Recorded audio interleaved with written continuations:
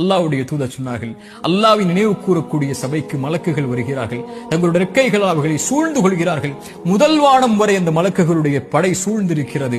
அல்லாஹ் அந்த மலக்குகளை பார்த்து கேட்பான், என் அடியார்களை எப்படி பெற்றுக் கொள்கிறீர்கள் மலக்குகளே?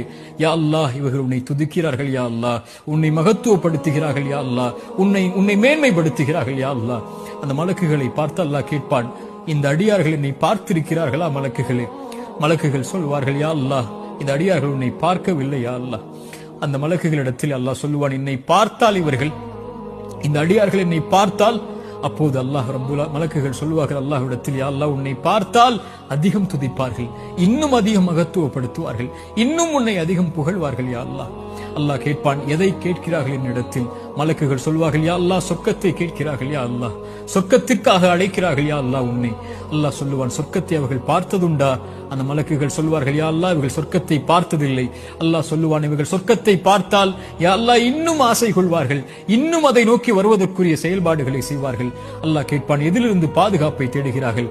யா அல்லாஹ், நரகத்திலிருந்து பாதுகாப்பை தேடுகிறார்கள். நரகத்தை அவர்கள் பார்த்ததுண்டா? மலக்குகள் சொல்வார்கள், இல்லை என்று அல்லாஹ் கேட்பான், நரகத்தை அவர்கள் பார்த்தால் யா அல்லாஹ், அதில் ஒருபோதும் ஒருவரும் நுழைய ஆசைப்பட மாட்டார்கள், அதிலிருந்து விலகி விரண்டு ஓடி விடுவார்கள் செயல்களை கொண்டு.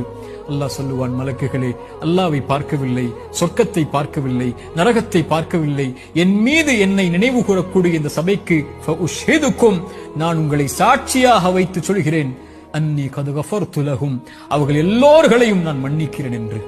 அல்லாஹு அக்பர்.